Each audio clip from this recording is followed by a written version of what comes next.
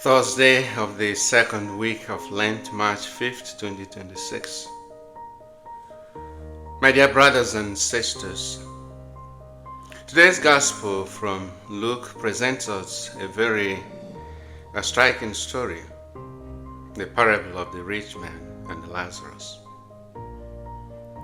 Jesus tells us about a rich man who lived in comfort and luxury. He dressed well, ate well, and enjoyed the good things of life. Meanwhile, right outside his gate was a poor man named Lazarus. Lazarus was hungry, sick, and covered with sores. He longed even for the crumbs that fell from the rich man's table.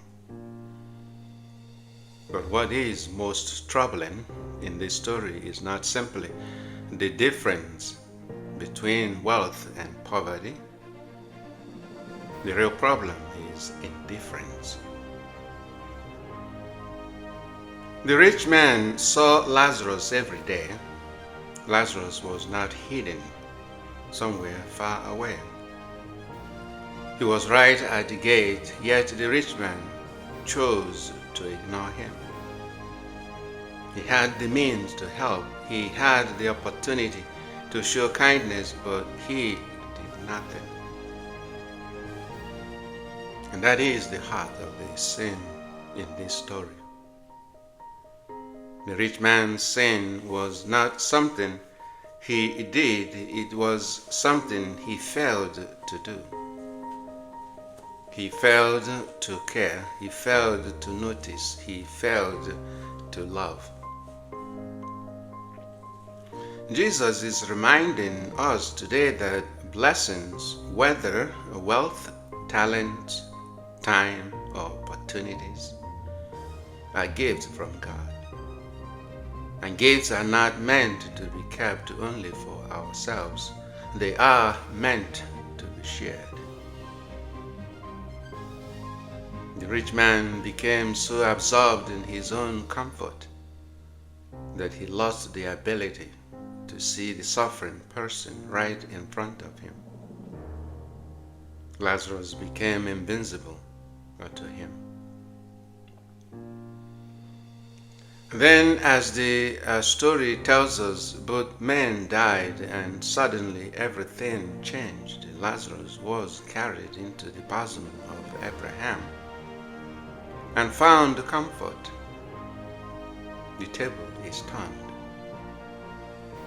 The rich man, however, found himself in great torment. The roles were reversed. Only then did the rich man realize what he had missed. Only then did he recognize the seriousness of his neglect. But by that time, the opportunity to change was gone.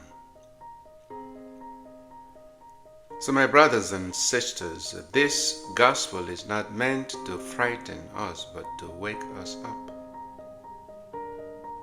Lent is a time when the church invites us to open our eyes and our hearts a little wider. Very often, the Lazarus in our lives may not be someone lying at a gate.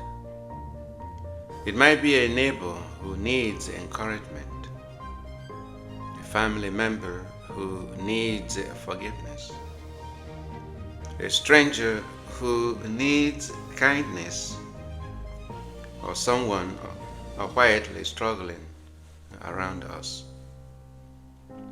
Sometimes people are hungry for food, sometimes they are simply hungry for attention. In the first reading, the prophet Jeremiah tells us that the person who trusts in the Lord is like a tree planted beside a running water. That tree remains strong and fruitful because its roots are deep. And Lazarus trusted in God even in his suffering, and God did not forget him. So during this Lenten season, The Lord invites us to ask ourselves a simple question. Who and who is the Lazarus in my life? And who around me needs a little compassion, a little generosity, a little love?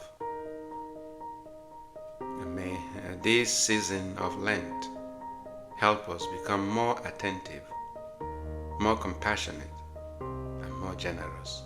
And may our acts of kindness become signs that God's love is alive in our world.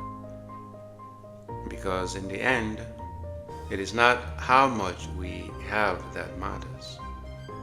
It is how much love we share. Amen. Have a pleasant day.